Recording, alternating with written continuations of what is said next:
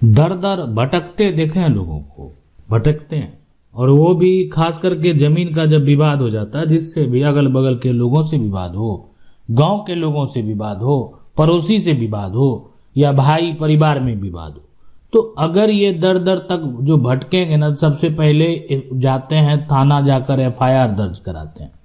एक आवेदन, ये जो है ना आवेदन है, और आवेदन जाकर देते हैं।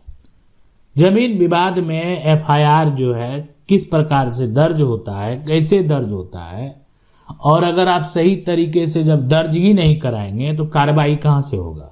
यानी देखें, जमीन विवाद, ये पुलिस का काम क्या है, यानी एफआईआर जो है फर्स्ट जो इंफॉर्मेशन रिपोर्ट, यानी कहने का मतलब क्या हुआ, जहां पर भी विवाद हुआ पहला जानकारी देने वाला जो व्यक्ति है, मतलब जानकारी दे रहा और रिपोर्ट दे रहा उस बात का कि देखें ये समस्या मेरे साथ ये हो गया, या अपना जो भी एक तरह से जो भी कष्ट हुआ, जो भी समस्या हुआ, जिस तरह से आपको परेशान किया गया, जिस तरीके से आपको मारा गया, पीटा गया, यानी परिवार को गाली गलौज किया गया, तो ये जमीन विवाद में जो एफआईआर का प्रक्रिया है, ये प्रक्रिया समझना बेहद जरूरी है।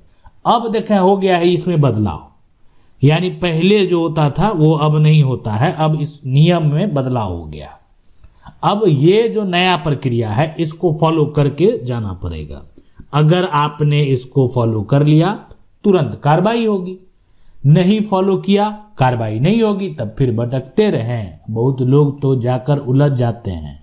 यानी देखें, सबसे पहली बात है ना कि जहां पर आप एफआईआर दर्ज कराने जाते हैं, पुलिस थाना जाते हैं, जहां पर आप, ये बहुत सारे लोगों की मानसिकता होती है ना कि हम पुलिस थाना जाएंगे तो वहां पर जो है हमसे पैसा मांगा जाएगा, यानी हमसे घूस मांगा जाए, मतलब कार्रवाई नहीं होगी। पहले प्रक्रिया के तो समझ लें, यानी जो प्रक्रिया आप फॉलो करेंगे ना उसमें कार्रवाई ही होगी, कुछ मांगा नहीं जाएगा।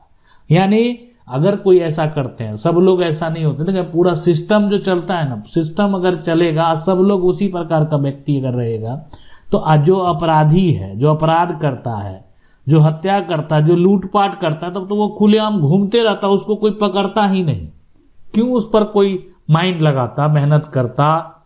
तो इसलिए ये समझना बेहद जरूरी है कि ऐसा नहीं है कि सब लोग वैसा काम करते हैं।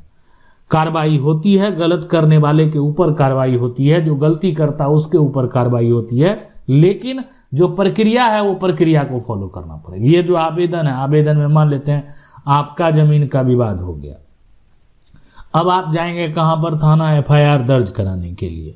तो एफआईआर जो आप दर्ज कराएंगे तो यहां पर मामला देखें, दो तरह का मामला होता है। एक मामला हो गया जिसको बोलते हैं कि जो मामला है वो सिविल मामला है, यानी ये सिविल मामला इसको बोलते हैं, या सिविल विवाद बोल दें, सिविल विवाद।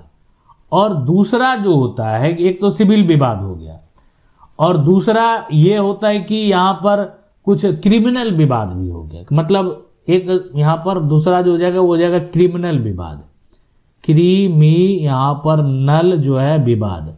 अब दोनों अलग अलग चीज है। यानी क्रिमिनल विवाद, अगर किसी के ऊपर आप जो है क्रिमिनल केस करेंगे तो फिर वो उसके ऊपर कार्रवाई होगी, उसकी गिरफ्तारी होगी। सिविल विवाद में जो है आप अपना समस्या लेकर जाएंगे, दोनों पक्ष को समझाया जाएगा कि देखें आप ऐसा काम नहीं करेंगे। यानी एक हो गया अपराध, दूसरा हो गया ऐसा विवाद जहां पर हक की बात होती है, जहां पर जो है किसी भी प्रकार का अगर कोई परेशान कर रहा है उसकी बात होती है।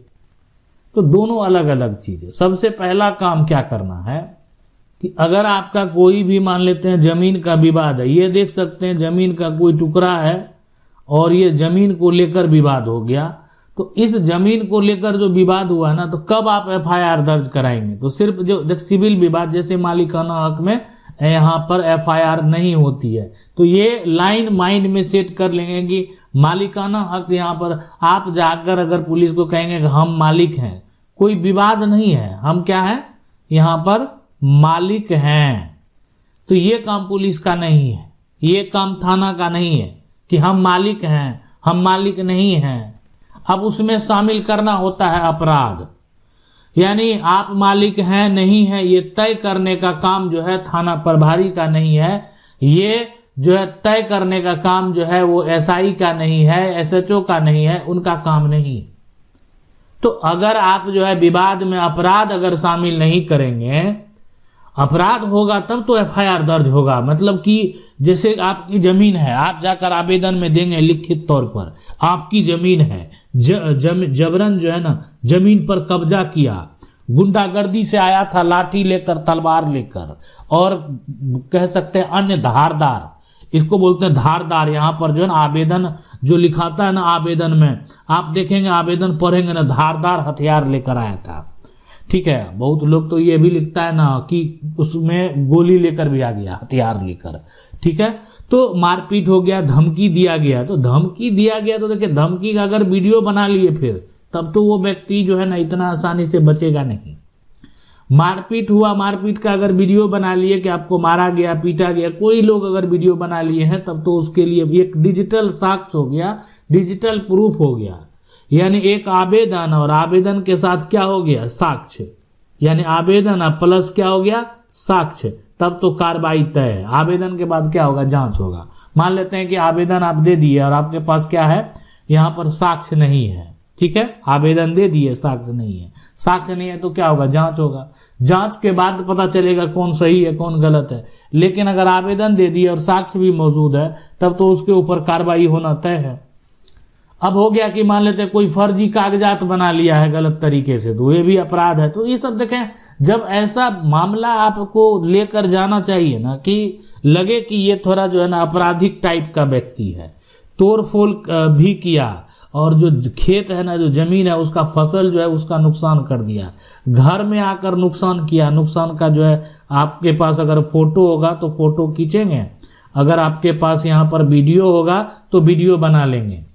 तो ये सब का अगर साक्ष्य मौजूद है तो ये साक्ष्य आपको प्रस्तुत अगर कर देते हैं ना, तो फिर तो ये तय है कि ये जो एफआईआर है वो दर्ज होने के बाद कार्रवाई होगी।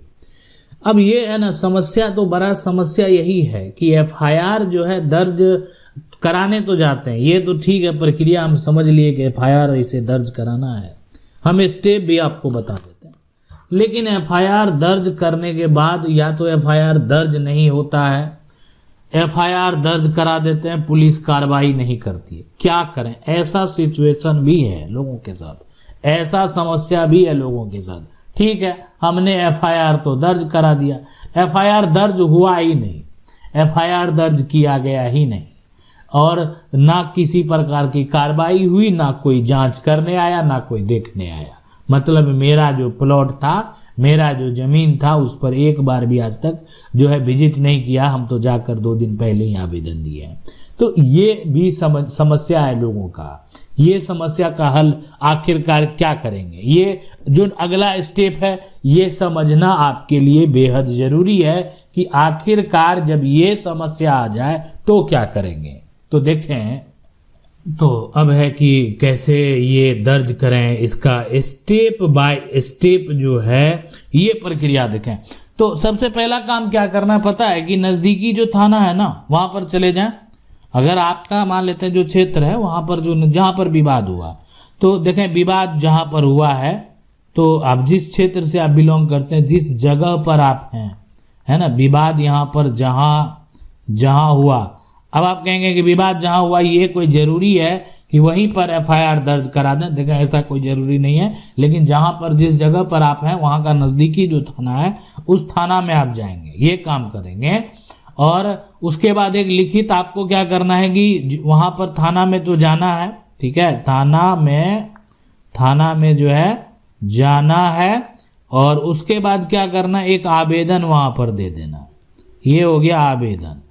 तो एक थाना में जाना है, दोबारा क्या करना है, आवेदन दे देना। ठीक है, अब अपने दस्तावेज जो है, खतियान, रसीद, फोटो जो है साथ रखें। ये जो देख रहे हैं ना, खतियान, रसीद, फोटो, ये जो कागजात है, डॉक्यूमेंट है। मान लेते हैं ये जमीन का टुकड़ा है, तो ये जमीन अगर आपकी जमीन खतियानी जमीन है तो खतियान आप लेकर जाएंगे।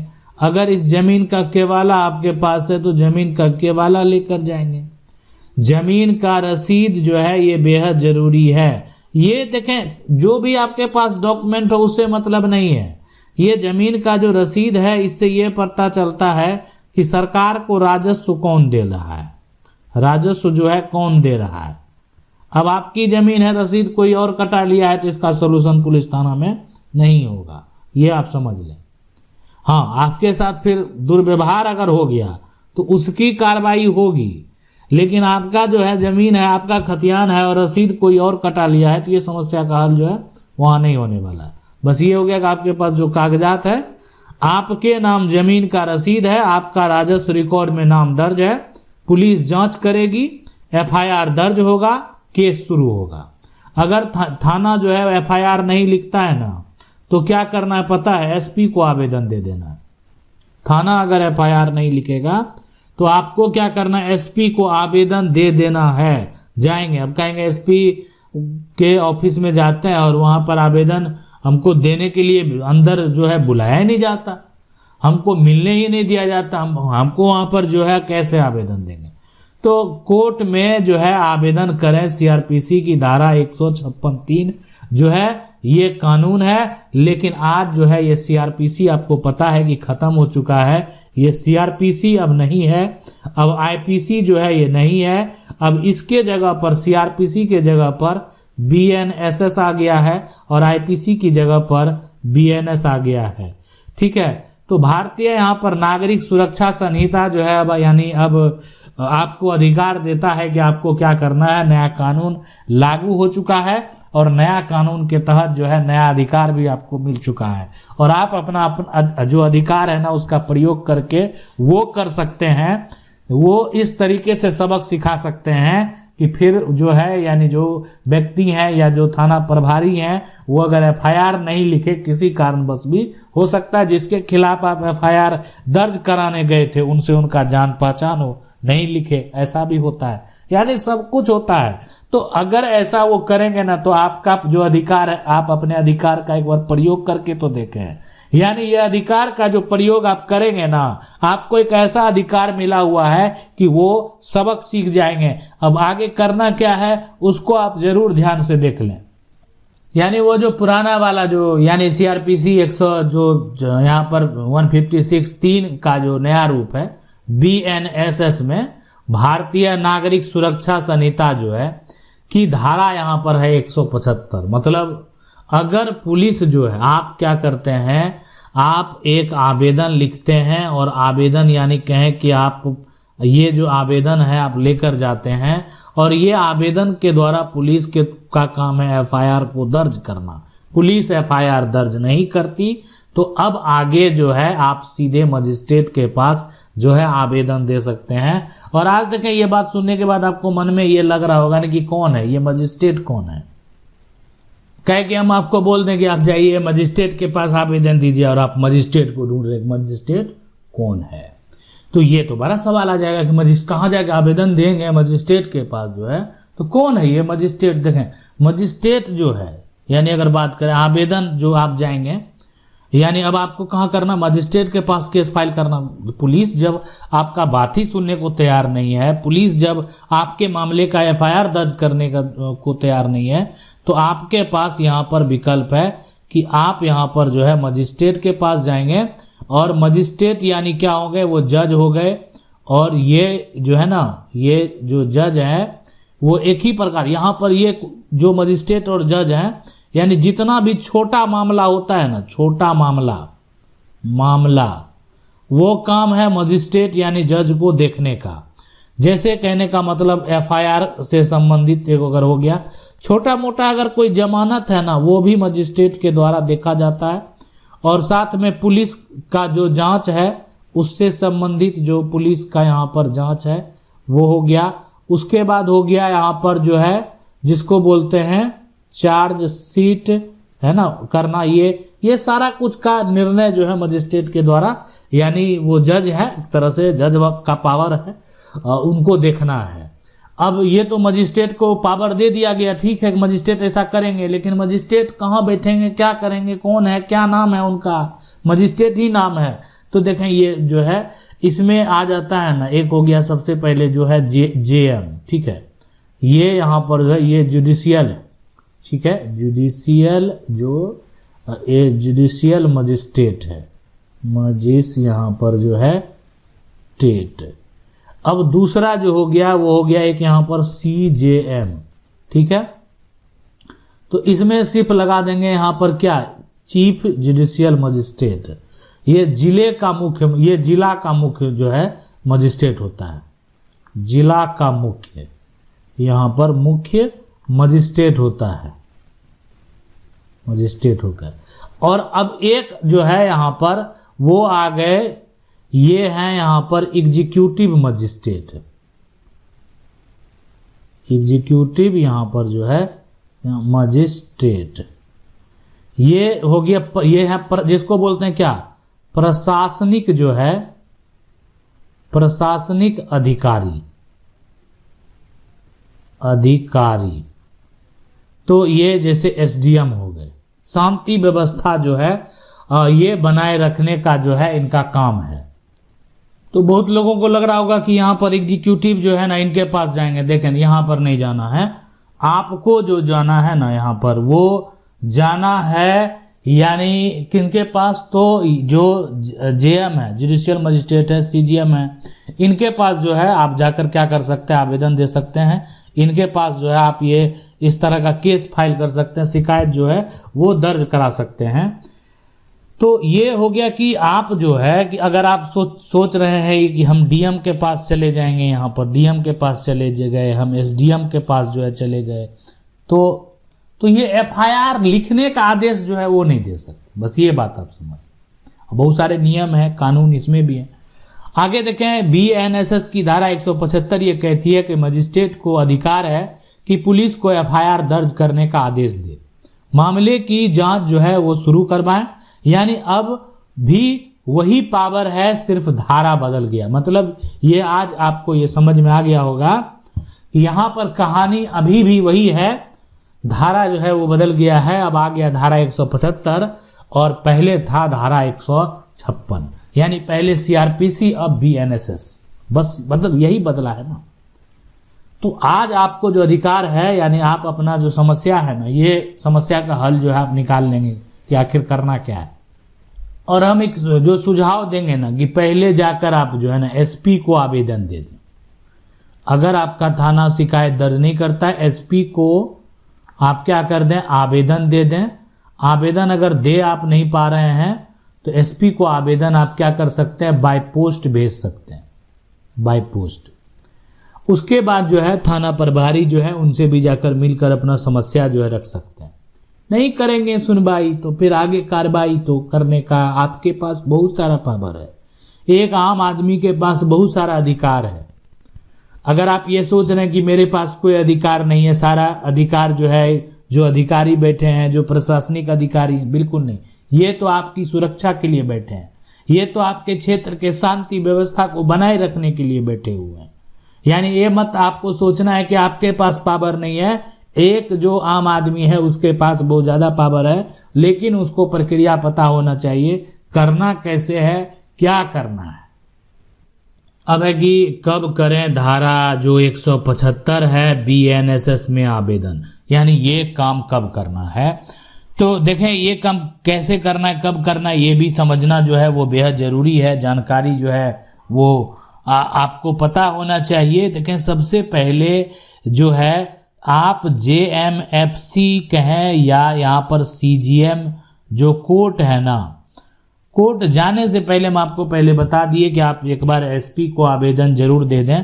देखें थाना जो है ना अगर FIR नहीं लिख रहा हो, पुलिस जानबूझकर जो है टाल मटोल कर रही है और मामला गंभीर अपराध है, जैसे कि जमीन, आपकी जमीन को जबरन जो है कब्जा कर लिया, आपके सामने कब्जा कर लिया और वर्चस्व दिखाकर कब्जा किया, कागजात मौजूद है, सब कुछ मौजूद है, आपने पुलिस के पास आप आवेदन लेकर गए, आपने FIR दर्ज किया। हम आपको देखें बता देना कि आप जो FIR दर्ज कराने जाते हैं ना, एक बार क्या करें कि FIR अगर मान लेते हैं पुलिस ने नहीं लिया ना, तो कल को पुलिस ये भी कह सकती है कि ये तो मेरे पास आया ही नहीं था, ये तो झूठ बोल रहा है। तो ऐसे में आखिरकार आप क्या कर दें, बाय पोस्ट, यहाँ पर बाय पोस्ट यानी स्पीड पोस्ट, डाक के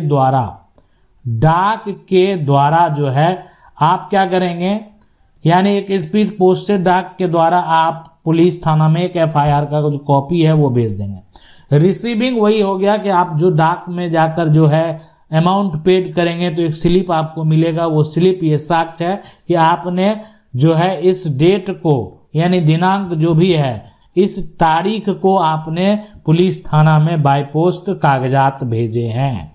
तो ये तो हो गया साक्ष्य, आपके पास प्रूफ हो गया कि आपने FIR थाना में भेजे होंगे तो यही भेजे होंगे। तो ये हो गया कि कल को कोई झुकलाएगा नहीं कि ये मेरे पास नहीं आया, ये जो है नहीं आया।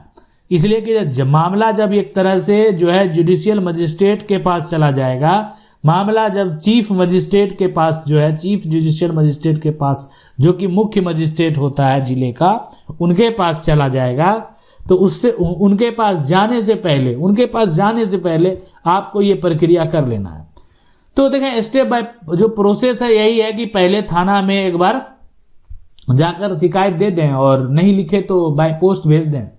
FIR ना हो तो SP के पास जाना चाहिए तुरंत, ये सब आगे नहीं जाना चाहिए। इसलिए कि देखें जो मामला छोटा सा मामला है, पुलिस उस पर क्या कर रही है, पुलिस के द्वारा क्या कार्रवाई किया गया, ये सब कुछ जो है देखने के बाद जो है पुलिस अगर कोई कार्रवाई नहीं करती, अब कोई आदमी क्या होता है कि अगर मान लेते हैं सिविल कोर्ट से संतुष्ट नहीं है तभी तो हाई कोर्ट जाएगा, सेशन कोर्ट से अगर मान लेते हैं संतुष्ट नहीं है, जिला अदालत से जो है न्याय नहीं मिलेगा तो लोग कहाँ जाता है, हाई कोर्ट जाता है, हाई कोर्ट से न्याय नहीं मिलता सुप्रीम कोर्ट जाता है। तो इसलिए पहले आप थाना में तो आवेदन सबको देना ही चाहिए, न्याय नहीं मिलेगा तो आगे बढ़ेंगे। फिर FIR अगर मान लेते हैं कि कार्रवाई नहीं होती, सुनवाई नहीं होती, तो फिर आप SP के पास आवेदन दे देंगे। फिर यानी कोर्ट में BNSS की धारा 175 के तहत जो आवेदन आपको करना है, यानी आप एक वकील से संपर्क कर ले। ये प्रक्रिया जो है करने से पहले आप एक वकील से आपको संपर्क करना चाहिए, ताकि यानी आपके पास एक प्रॉपर जो है जो कानूनी तरीका है उसको फॉलो करते हुए यानी आपका जो प्रोसेस है वो आगे बढ़े। यानी आप तो ये कर सकते हैं, खुद से भी आपको करने का अधिकार है, लेकिन आप एक वकील से जो कानूनी भाषा होता है, कानूनी जो तरीका होता है, वो प्रॉपर तरीके से सारा कुछ तैयार हो। ये हो गया का मजिस्ट्रेट सुनवाई करेगा, पुलिस को FIR दर्ज करने का आदेश यहाँ पर दे सकता है और दिया ही जाएगा, ये बात तो तय है। इसलिए कि देखें जो भी लोग यानी जुडिशियल यहाँ पर मजिस्ट्रेट जो हो गया फर्स्ट क्लास जो है, तो यहाँ पर अगर आप जाते हैं तो वो FIR दर्ज करने का आदेश जो है देते ही है। अगर FIR पुलिस ने दर्ज नहीं किया है, अगर किसी को पकड़ लिया गलत तरीके से, तो जमानत का जो मामला होता है, जमानत के मामले को भी यहाँ पर सुना जाता है। पुलिस रिपोर्ट जो है जो एक तरह से चार्जशीट है और पुलिस से मांगा जाता है कि आप हमको दीजिए। और छोटे यहाँ पर और जो मोटा जो कह सकते हैं ना, छोटा मोटा क्रिमिनल जो उसकी सुनवाई करके और आमतौर पर यहाँ पर उसका जो है निष्कर्ष निकाला जाता है कि इसके साथ क्या करना चाहिए। अब यहाँ पर देखें केस भी जो होता है वो दो तरह का होता है। एक हो गया कौन सा, सिविल केस। एक जो है ये है सिविल केस। अब देखें सिविल केस का जो मामला होता है, और दूसरा जो हो गया वो हो गया यहाँ पर क्रिमिनल केस। ठीक है, अब क्रिमिनल केस और सिविल केस में क्या होता है कि जब मामला देखें सिविल केस का हो तो इसमें तो देखा जाता है ना कि जमीन का मान लेते हैं बंटवारा करना है, किसी को जो एक तरीके से पत्नी को हक दिलाना है तो पति को हक दिलाना है, जमीन का कब्जा वापस लेना है, कब्जा वापस लेना है। तो ये सब मामला हो गया। कौन मालिक है, असली मालिक की पहचान करना। ठीक है, असली मालिक जो है, मालिक की पहचान, ये सारा जो प्रक्रिया है ना ये होता है कहाँ पर, सिविल केस में। लेकिन जो क्रिमिनल केस है ये हो गया कि सिविल केस में तो ढूंढा जाएगा ना कि कौन मान लेते हैं कि बंटवारा करना चाहता है, कौन जो है पत्नी की हक की बात कर रहा है, कब्जा वापस जो है मांगने की बात कर रहा है, कौन असली मालिक है। ये सारा प्रक्रिया कोर्ट में सुनाया जाएगा, दोनों पक्ष को सुना जाएगा, उसके बाद निष्कर्ष दिया जाएगा। लेकिन जब मामला ये क्रिमिनल केस वाला आता है तो यहाँ पर थोड़ा सा ये अलग है।